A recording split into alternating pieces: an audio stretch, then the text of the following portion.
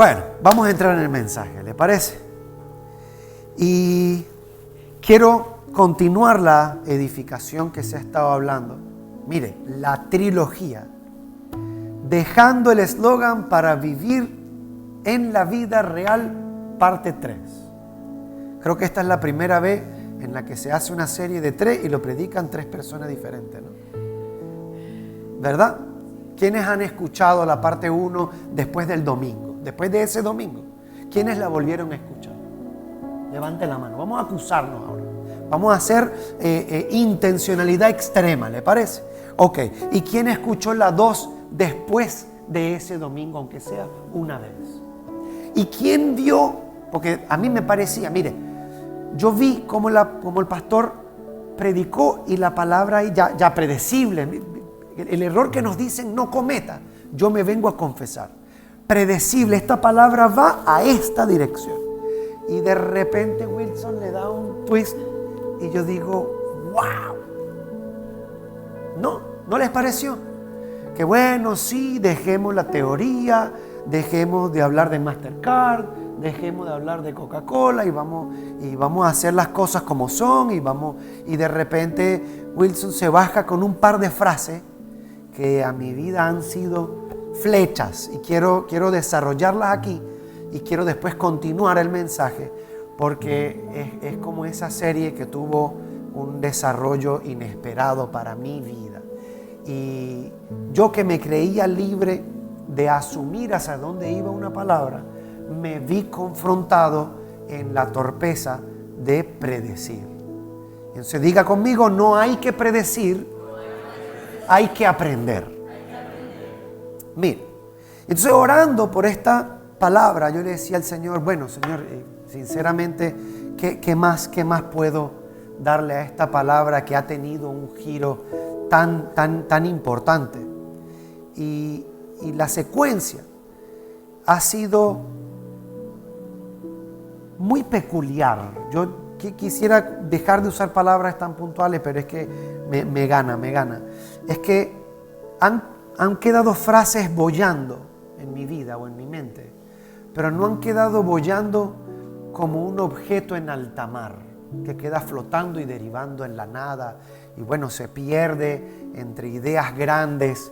Porque si vamos a hablar o alguien que esté pasando por Spotify, propaganda para que vean nuestros podcasts y nuestros videos, alguien que haya escuchado, no lo ha escuchado, sino simplemente viendo el título, ve pasando del eslogan en la vida real 1, 2 y ahora 3, y dice, bueno, escuchando el primero ya paso a la siguiente porque ese error de predecir, ¿verdad? Entonces, dentro de las grandes ideas hay frases puntuales que yo quisiera rescatar porque lo que Wilson dijo es muy direccional. Mire, por ejemplo, empezó diciendo que se tiene que ajustar el evangelio que hemos creído. Y él empieza por un testimonio diciendo, nosotros nos tuvimos que sentar en un punto de su historia familiar y tuvimos que hacer un ajuste. Tenemos que rever y tenemos que ajustar lo que hemos creído.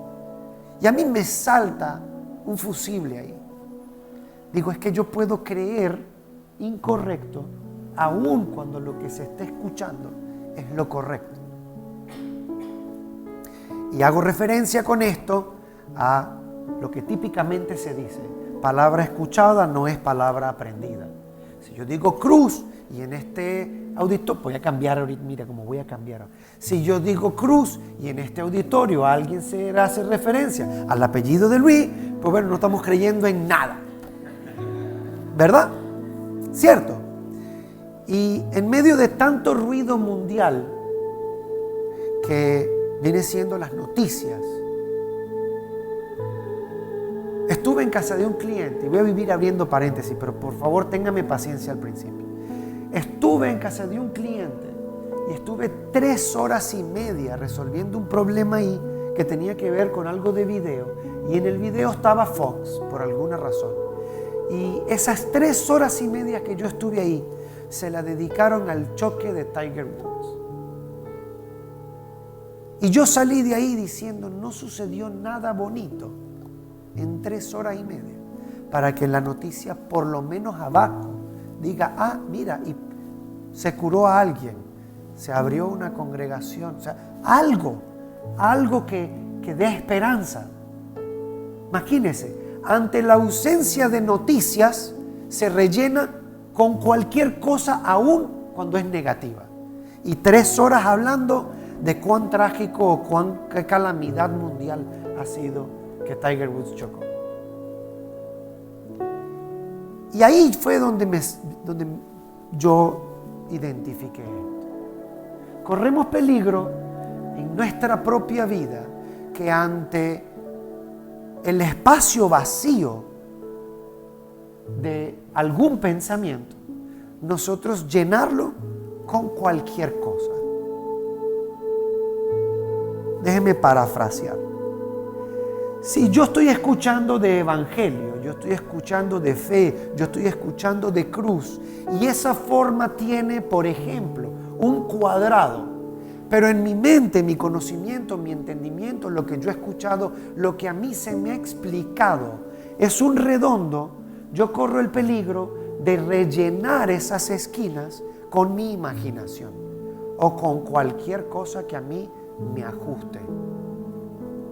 Y a eso yo vengo a decirles que es ajustar lo que hemos creído.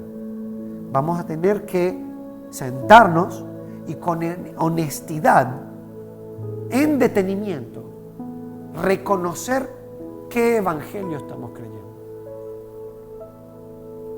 ¿Por qué te digo esto?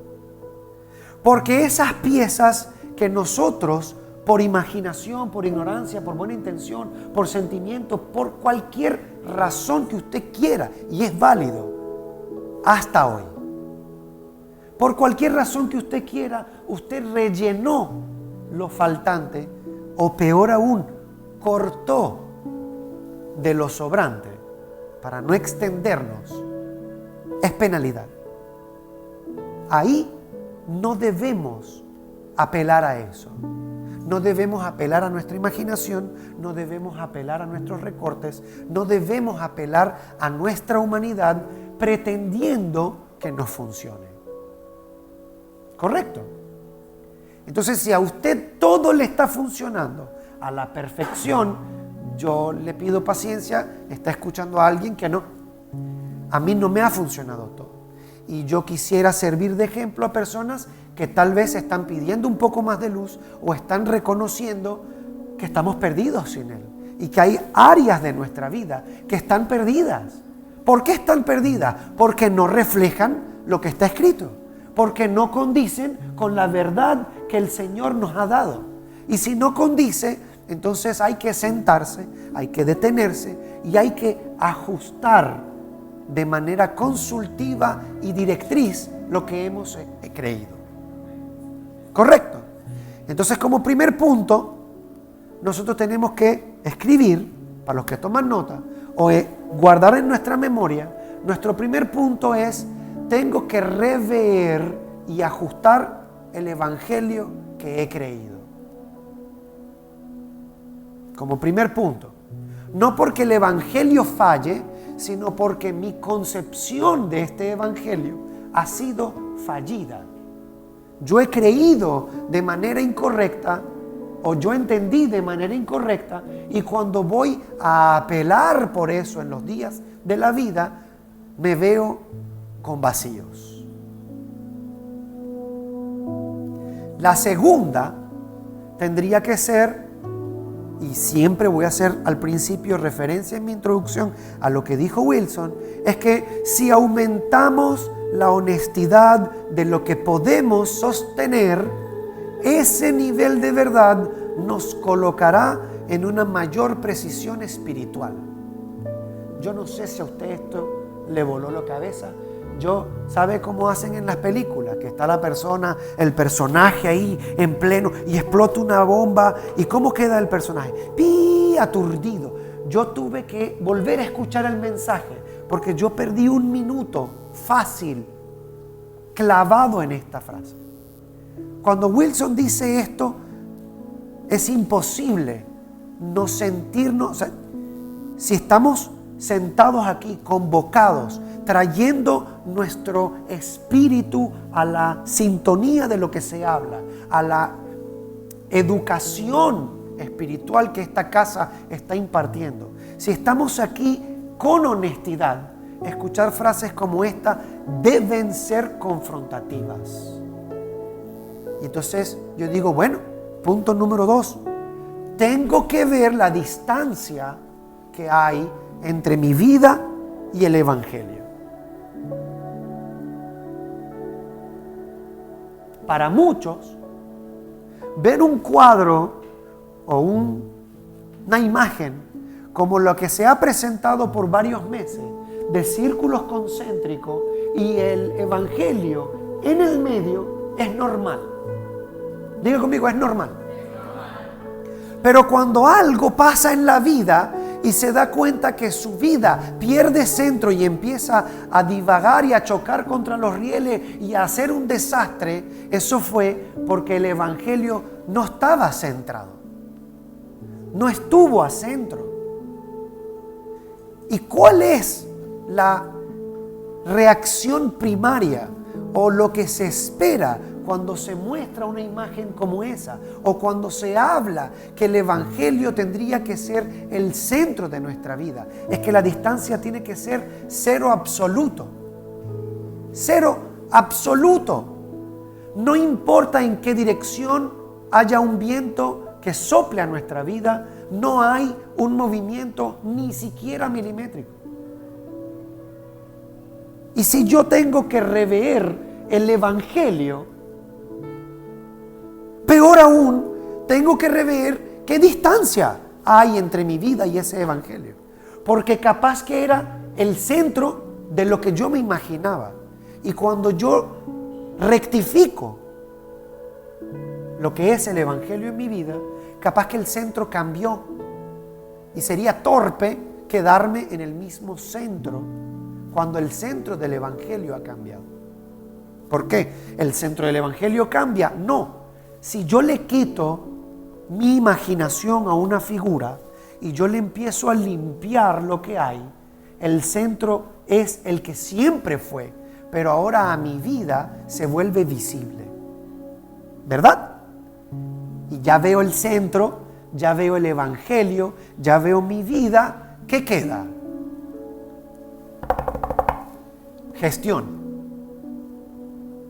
Esto de ninguna manera es condenativo. Todos estamos aquí claros en que lo que se habla desde esta plataforma nunca va a tener una intención o un espíritu de condenación. Primero, porque no es el Dios que hemos creído, el Dios que nos ha librado.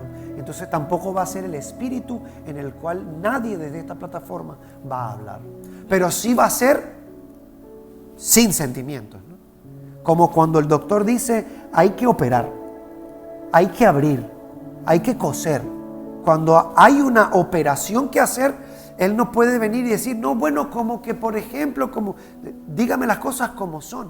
Porque entendiendo el diagnóstico como son, se limpia el ambiente. Se limpia el ambiente.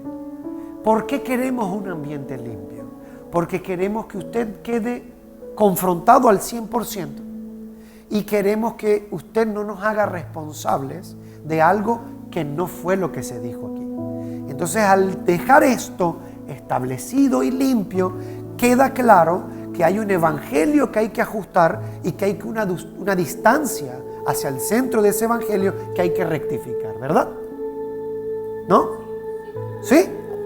Bueno, diga, yo, Simón, yo tengo que limpiar mi evangelio y yo tengo que rectificar la distancia entre mi vida y ese evangelio.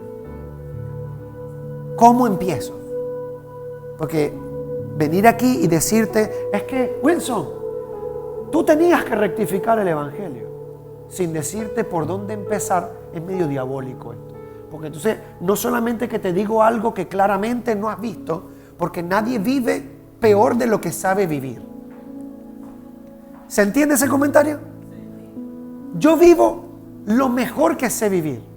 Yo no sé vivir en Marte y vivo aquí en la Tierra porque es que soy humilde. Yo vivo lo mejor que sé vivir. ¿Por qué no vivo mejor? Porque no sé vivir mejor que eso. ¿Verdad?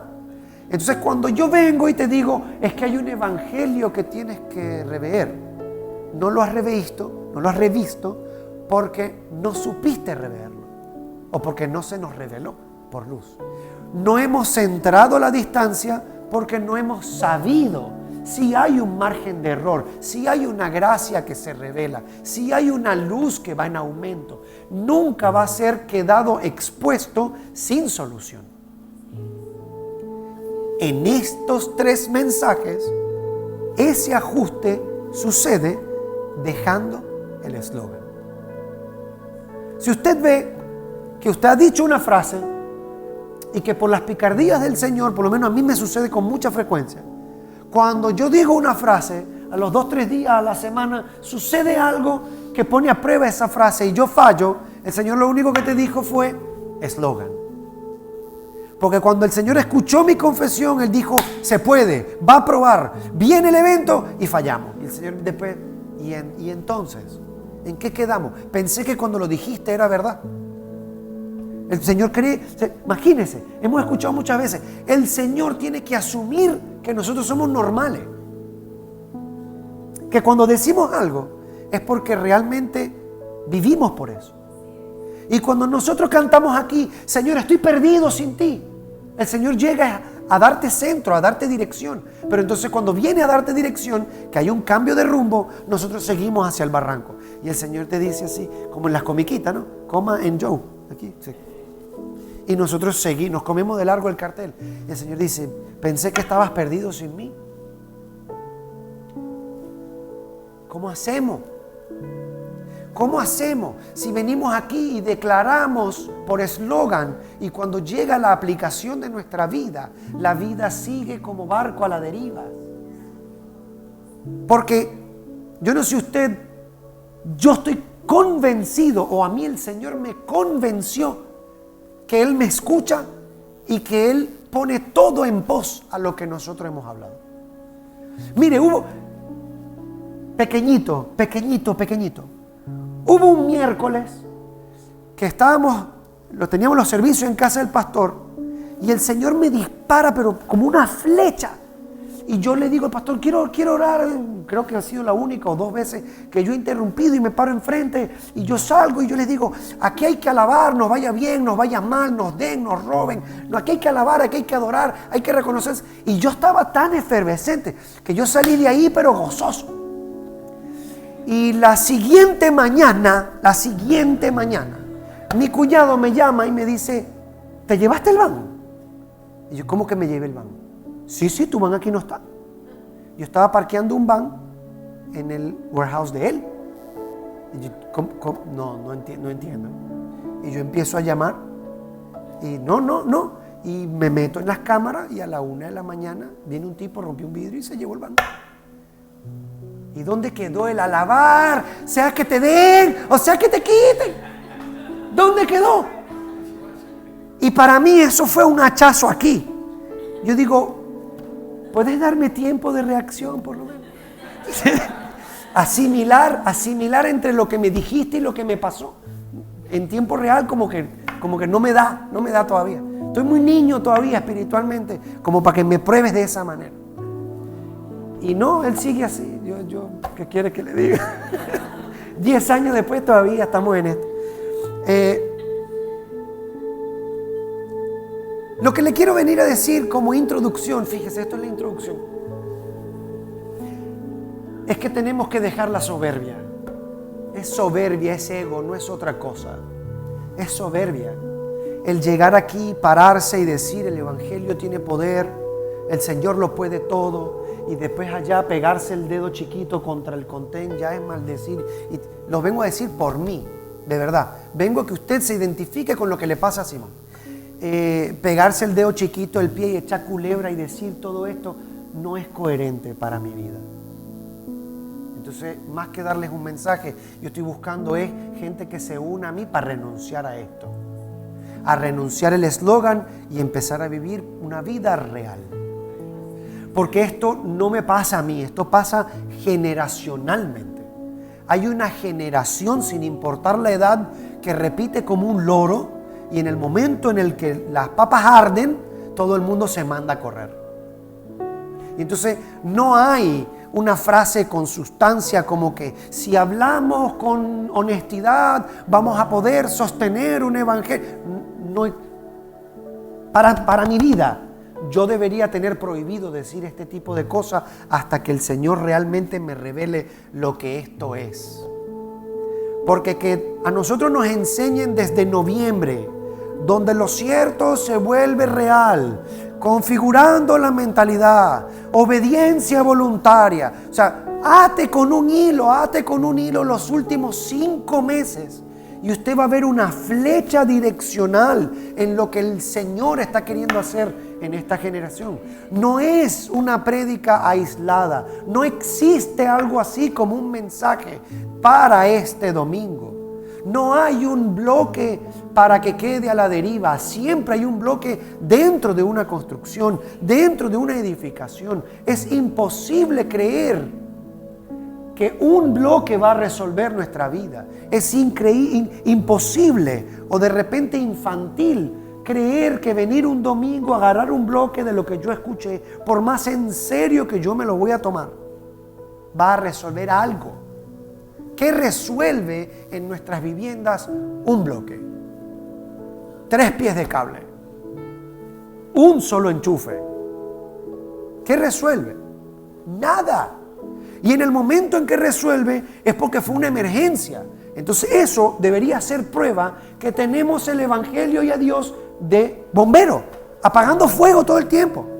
Porque si con ese, mire la fidelidad tan grande del Señor, que con ese bloque el Señor ha hecho maravillas entre nosotros. Imagínese si nosotros fuésemos obreros aprobados en el cual agarramos todo lo que se nos está dando y le damos el uso que el Señor dispensó para eso. Imagínese. A eso vengo a resaltar esta mañana.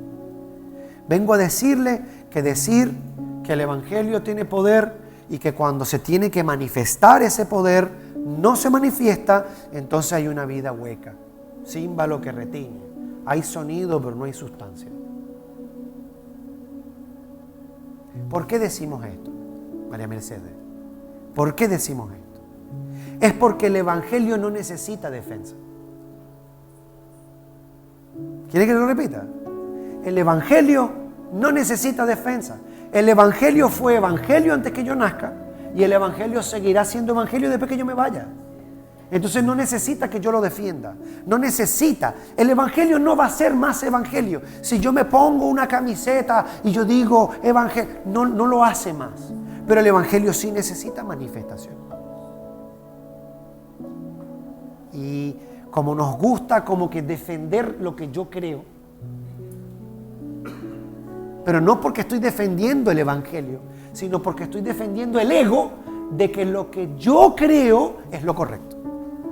Cuando hay una discusión de fe y hay una persona que dice, no sé, mire, lo más vulgar, lo más tonto que yo me... No, que Dios no existe, no, que Dios sí existe. Y yo no estoy defendiendo a Dios, yo estoy defendiendo mi creencia en que Dios existe. Y el Evangelio no necesita eso. ¿Sabe qué? Si usted agarra a una persona que dice que Dios no existe y usted lo ama como Dios lo ama, que Él lo niegue, eso es torpeza de Él. Porque tendría que ser muy descarado esa persona para negar que fue amado como el Señor lo ama. Lo más bajito, ¿verdad? Entonces, no hace falta defender el Evangelio. Renunciemos a esa práctica, renunciemos al tener que tener un 0,005% de razón más que la otra persona. Eso es contienda, eso es contrincar, eso es pelea, eso es una guerra que no estamos llamados a pelear. Nosotros estamos llamados a manifestar. Pero desde el eslogan, no. Está corta la medida. Corta la medida. Y que nosotros tenemos corto es síntoma de pecado. Esto, manifestar el Evangelio, es la gestión. Gestión no es, yo tenía una camisa blanca, pero veo que todos se ponen camisa negra, entonces tengo que gestionar, tengo que ir a comprarme una camisa negra para empezar a tener la camisa negra. No. Gestión no es, no, ahora todos están viviendo en una zona, yo tengo que buscarme 4 trabajos para yo poder pagar el vivir en esa zona. Eso no es gestión. Gestión no es, no, todos están ganando $150,000 por hora y yo como gano 13, yo tengo que esforzarme para ganar. Eso no es gestión. Eso es una gestión humana. Eso da mejor calidad de vida. Eso está correcto. Estamos de acuerdo en eso. En ningún momento desde una plataforma como esta se va a condenar el buen vivir. Pero si esa es tu meta de vida, si esa es tu idea de gestión espiritual, déjame decirte que estás totalmente opuesto. ¿Cómo lo sé? Diga, ¿cómo lo sé? Porque ya pasé por ahí. Ya pasé por ahí. Ya pasé por ahí el no, porque una vida digna, no. Mire, a mí una persona me estafó. Y me estafó una buena cantidad. Buena cantidad al punto de quebrarme. Bancarrota. ¿Y sabe de qué ancla yo me agarré a flotar? Es imposible que uno estafe a un hijo de Dios. Y yo me paré en esa baldosa no menos de 8 meses. Y yo creo que yo harté tanto al Señor. Que el Señor con voz audible me dice, yo dejé que crucificaran a mi hijo. ¿De qué me estás hablando? ¿De qué me estás hablando? ¿A qué estás apelando? ¿Una imaginación tuya? ¿A qué estás apelando? Que es imposible que estafen a un hijo de Dios. Era imposible que lo crucificaran y lo crucificaron. ¿A qué nivel de estándar estamos apelando? Eso era un eslogan. Eso es imposible que le pase a un hijo de Dios. Si yo estaba haciendo las cosas mal, o si yo estaba haciendo algo mire, tan sencillo, si era una lección de administración que yo tenía que pasar, porque hay veces que pasan los años y nosotros seguimos rebeliendo, tratando de encontrarle el mérito. Si yo hice A, entonces yo me merezco B, para bueno o para mal, ¿verdad? Si yo hice las cosas bien, me merezco que me vaya bien. Si yo hice las cosas mal, me merezco que me vaya mal. Pero de repente sí es una lección que tenemos que vivir. Es una lección que hay que aprender. No hiciste nada mal, pero te tocaba pasar por ahí. No hiciste nada mal, pero es que a ti te tocó 7 años pasar por ahí para que a la siguiente persona le toque 1. Porque hay redención de cuerpo, ¿verdad? ¿No? Generacionalmente alguien tiene que pararse, ¿verdad? Bueno, a esa persona que se para, déjeme decirle, a ese pionero que se para, porque hubo una palabra que usamos mucho, y entonces hubo uso, abuso y desuso, lo que era ser pionero. A ese pionero se lo van a llevar como un puente, como un tren por delante. Esa persona tiene que estar dispuesta a pararse así y que cuando vea el tren soltando a toda velocidad, no quitarse. Porque es que usted cree que la generación va a cambiar. Pero ¿y si le toca dejar el pellejo ahí, qué pasa? ¿Me quito? Mejor que lo haga los demás. Es que los demás somos nuestros hijos. Imagínese, a ese tren alguien se le va a tener que plantar. ¿Alguien? No hay que pararlo. A ver, hay que parar un tren. ¿Lo para usted o lo para su hijo? ¿Quién lo va a parar? ¿Vio? Vea, no, que en la vida real, claro, nosotros empezamos motivados porque constantemente hay el eslogan, lo que produce uno de sus efectos, y ya me estoy adelantando, pero lo que pasa con el eslogan es que es un movimiento externo que excita su alma, lo motiva. Y usted sale listo para pelear contra las naciones. Y cuando las naciones empiezan a enfilar los caballitos así, y usted la ve el puntito rojo, cuando usted empieza a ver que hace así, usted, no, era para ellos van a pelear por las naciones. Claro, cuando hay que poner el pecho, ahí se muestra si fue un eslogan o fue una verdad. Ahí se prueba. ¿Sabe lo que pasa? Es que yo he visto que en la vida real mucha gente emigra. Mucha gente emigra. Y cuando emigran, por ejemplo, a este país, una de las cosas que yo les pregunto, ¿te devolverías al pasar 2, 3 años? Es para medir si ya se han aclimatizado. Porque hay una etapa que nosotros le hemos llamado la licuadora o la secadora, que usted va dando vueltas y usted ve todo como que, ajá.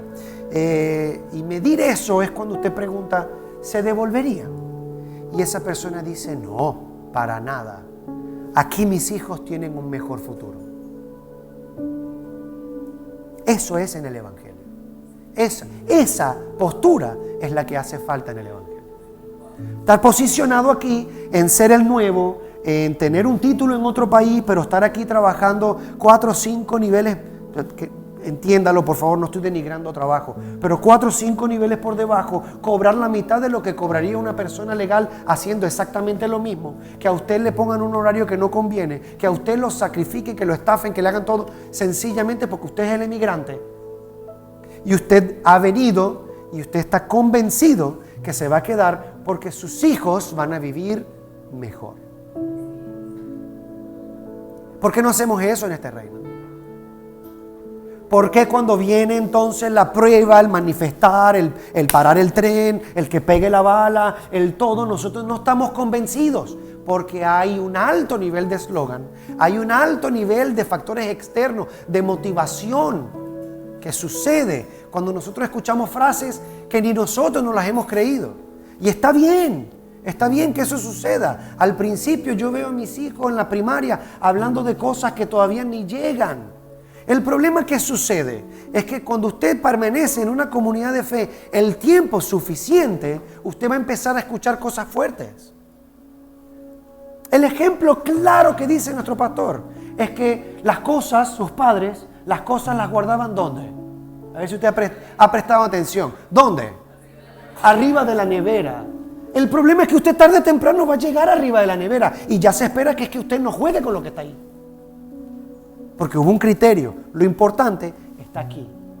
El hecho que llegues en tu madurez, el hecho que llegues no significa que tú agarres. ¿Verdad? Entonces hay una madurez que se tiene que expresar.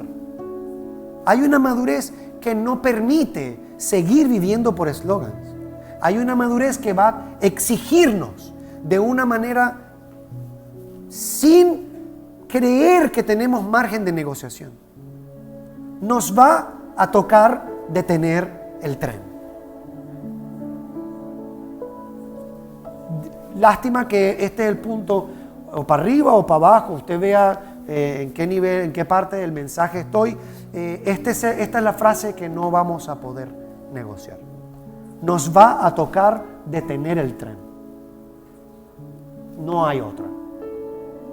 Entonces, me va a tocar, porque uno cree, ¿no? El tren tiene varios vagones.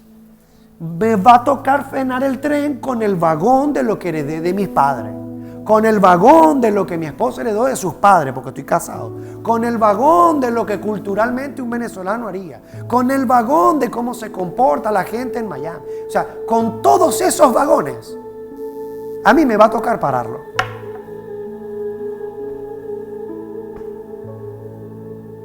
Si volvemos circularmente a hablar de que yo puedo, yo tengo, yo quiero, yo soy hombre, aquí está mi pecho, que venga y que... bueno, iremos al velorio. Yo tengo un par de espátulas y Luis tiene las palas esas de techo y recogeremos lo que quede de usted. Porque se supone que si estamos parados en el Evangelio tiene poder para parar ese tren. ¿Correcto? Pero el Señor lo único que pide es, párate aquí. En la línea del tren, en esas 2 líneas, el Señor, tú tienes fe, chévere, párate aquí. Y uno se tiene que parar así y ver el tren. Eso. El Señor no dijo, tú vas a parar el tren. Pero el Señor dice, párate aquí. Para saber que por tu fe yo voy a parar este tren. Para saber que por la cruz, por la gracia, por todo lo que ha dado manifiesto juntamente con el Hijo, va a parar ese tren. Porque en ningún momento este mensaje va a ir dirigido a tus propias fuerzas. Por Dios, imagínense, tremenda comunidad de fe hablando de la fuerza de uno. Pero no. Pero, ¿ve? Eso es parte del espejismo, en tener que pararse ahí y decir, bueno, Señor, yo lo declaré. Voy a querer pretender ser coherente y voy a hacer así y por lo menos no me voy a mover. Y si el tren nos lleva por delante es porque al Señor así le plació. Si estamos posicionados donde Él dice, todo lo que suceda es gobierno del Señor. ¿No? ¿Y por qué he dicho todo esto? Diga. Simón, ¿por qué hablas todo esto? Es porque el Espíritu no está buscando iglesias visibles. El Espíritu está buscando corazones exactos.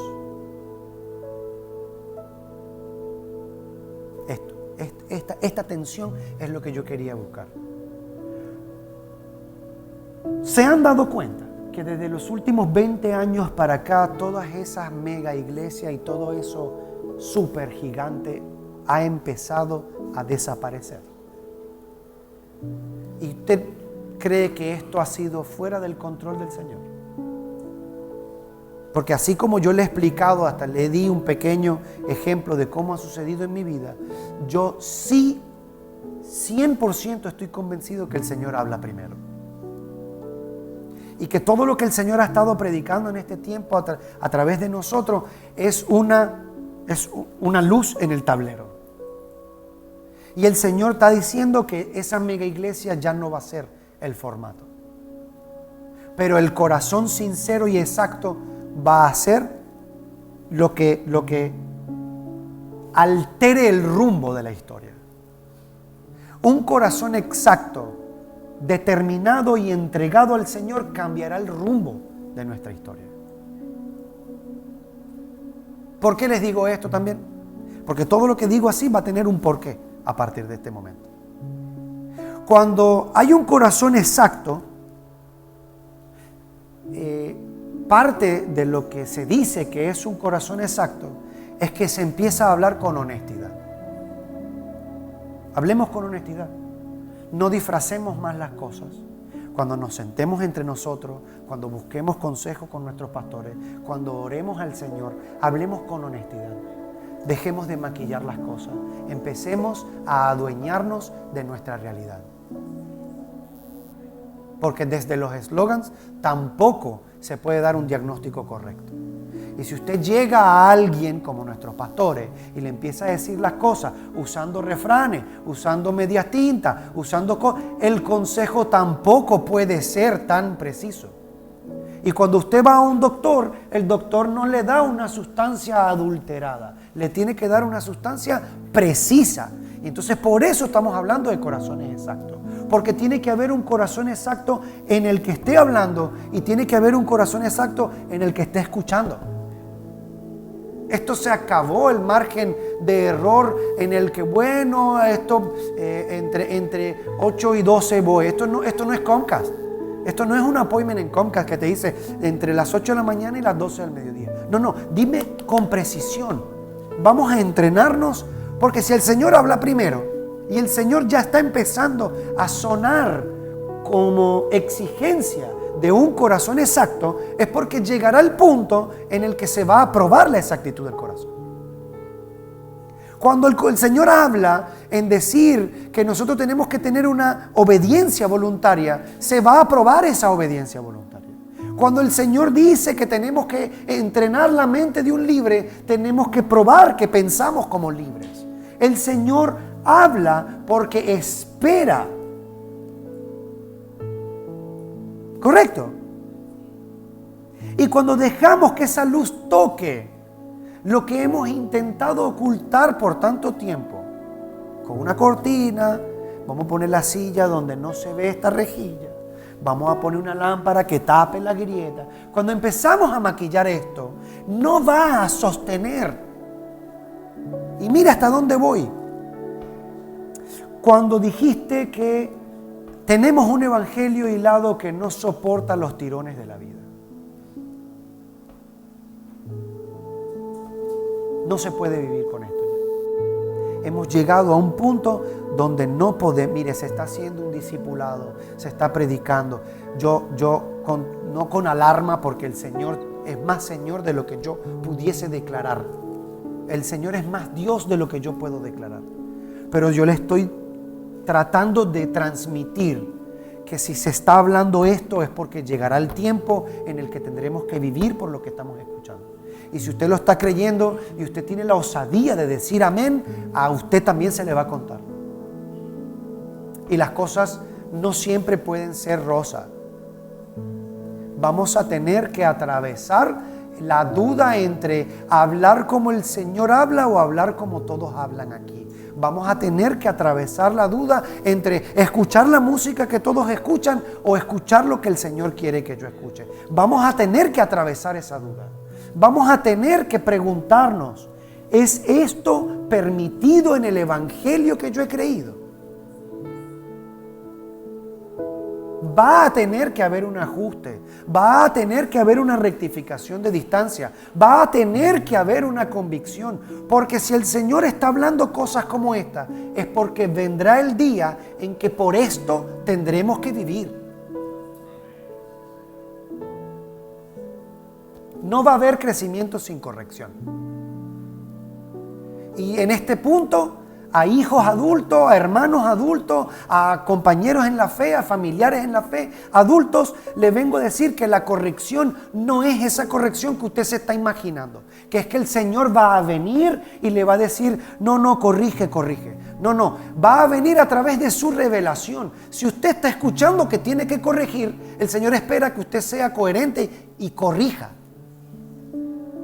Porque hay veces que nosotros esperamos que nuestro papá corrija un comportamiento.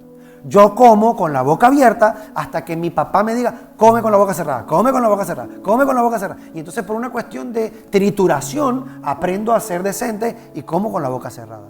Pero hay otra instrucción que es la que sucede a nivel académico, que viene un profesor, te da una instrucción y él se va. Y en algún punto de la vida usted va a tener que probar que usted superó esa materia. Porque hemos vivido también escuchando que tenemos que tener mentalidad de biblioteca, todo ordenado. Pero de nada te va a servir tener una biblioteca hermosa y cuando haga falta ir a buscarla para ejercer, usted no sepa ni siquiera dónde está. Porque es que el Evangelio no está centrado en nuestra vida. Porque el Evangelio es la biblioteca. El Evangelio es la sabiduría. Y si usted no está centrado, y yo no estoy centrado, y nosotros no tenemos esta jornada de ajuste, no va a poder suceder. ¿Significa que Dios es injusto? ¿Que vino la prueba cuando yo no estaba preparado? No, significa que Dios habló y que nosotros tenemos que ajustar.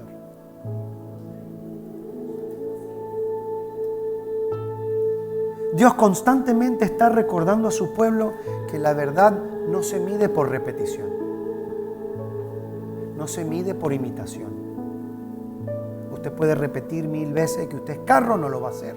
Usted puede irse y mudarse a un garaje y no lo va a hacer. Tiene que haber una transformación. La verdad en nosotros será medida por transformación. Niéguese a la transformación y usted se está negando a la verdad. Sencillo. ¿Y por qué es importante todo esto? Porque si usted tiene una visión micrométrica en el cual solo ve, o yo solo veo mi propio ombligo, y cuando ya me creo extenso, lo que hago es ver a mi casa, entonces tiene razón. Si mi casa va a ser aislada como mi casa, tiene razón, el mundo no cambiará. Pero si mi casa sintonizada con la tuya, y todos hemos transformado a su imagen, y todos vamos creciendo, y todos vamos manifestando, entonces es inevitable que haya una transformación. Entonces por eso el Señor quiere manifestar. Por eso el Señor quiere cambiarnos. Por eso el Señor quiere que nosotros seamos transformados. Porque es que no va a haber, si usted mide el mundo con el pasar de los años, ciclos, y va en caída, y va peor, y va más rápido, y va más distractivo, y va más bombardeando, y la iglesia todavía viendo cómo es que este tipo de palabras. Porque de verdad yo le vengo a decir que si nosotros estamos todavía batallando con esto, cambiar el rumbo de una generación, vamos a tener que darle duro, vamos a tener que apurarnos un poco, vamos a tener que realmente salir de aquí diferente. O sea, yo no estoy diciendo que es imposible, no estoy diciendo que, pero vamos a tener que movernos. Vamos a tener que salir de un letargo, vamos a tener que divagar entre lo que yo pienso y lo que el Señor dijo. Ya esto se tiene que acabar. Tenemos que acelerar los tiempos. Nuestros hijos nos tienen que ver como gente que camina con pasos rápidos y avanzados para que ellos puedan copiar esa receta y ellos avanzar a mayor luz.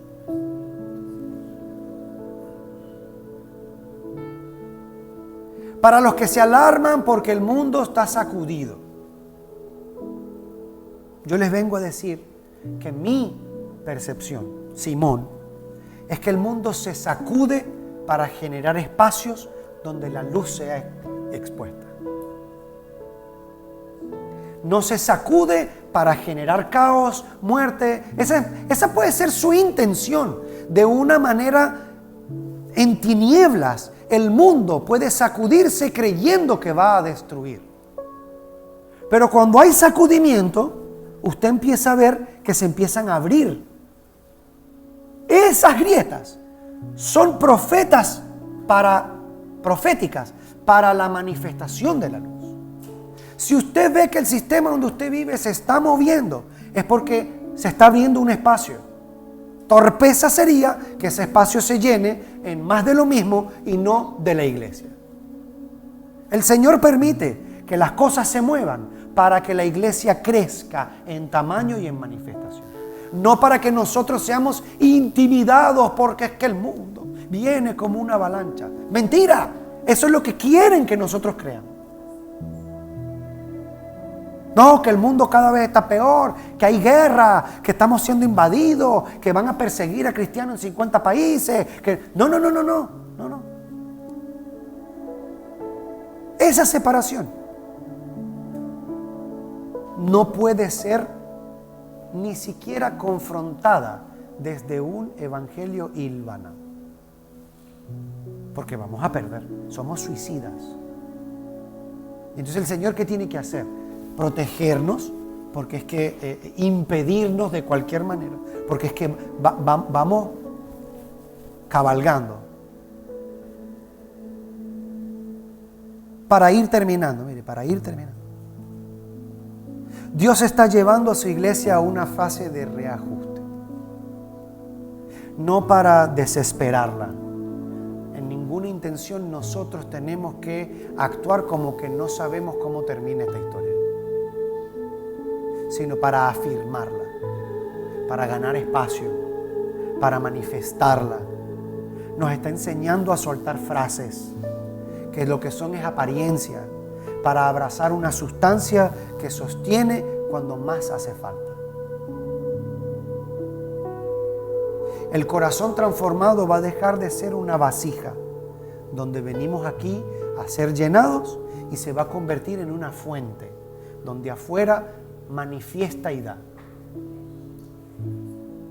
Es totalmente legal en un punto de nuestra vida sentir que tenemos que venir porque necesitamos. Yo no estoy en contra de eso. Eso es un estadio de la vida. Pero lo que se espera es que transformemos de vasija a manantial. Porque la fuente está en nosotros. Porque de nosotros brotan ríos de agua viva. En el mensaje pasado, y ya para ir cerrando, en el mensaje pasado se le encomendó una carta a Febe.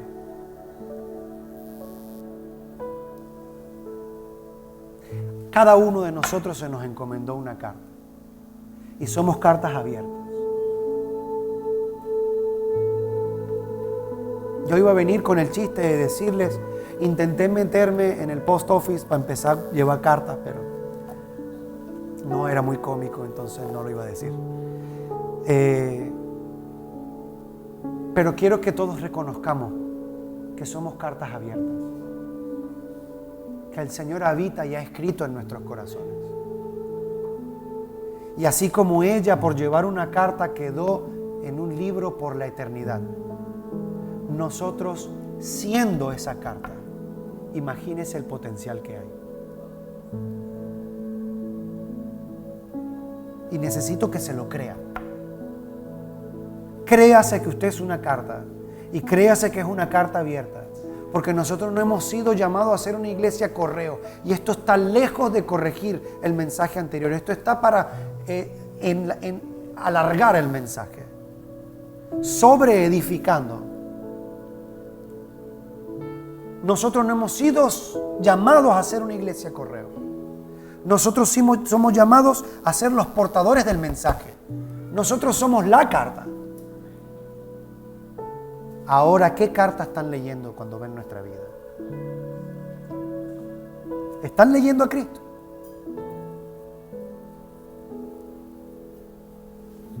Eso fue una iglesia invisible. Y yo creo que en algunas partes de este mundo la iglesia invisible va a volver a manifestarse. Yo creo en algunas partes de este mundo el sistema está creyendo que puede, y que el Señor proféticamente los está dejando para dinamitarlos completamente. El problema es que a punta de eslogans,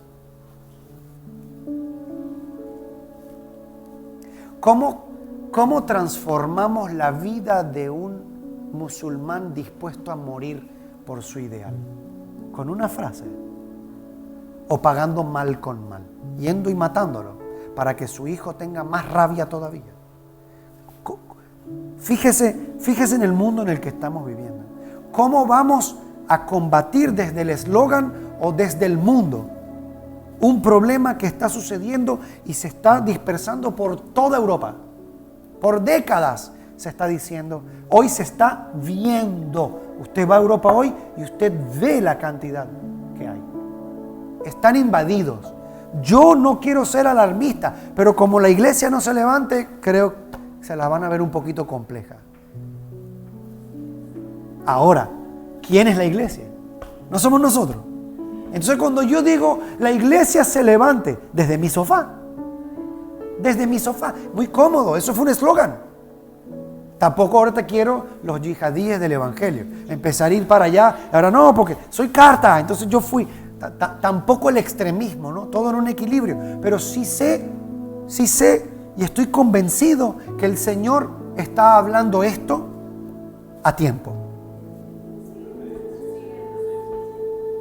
Amén. Sí estoy convencido que somos fuente. Sí estoy convencido que somos cartas abiertas. Lo que hace falta es que todos estemos convencidos de que el Señor lo va a hacer. El problema viene que cuando el tirón del sistema viene, nosotros todavía creemos que es en nuestra fuerza, amados.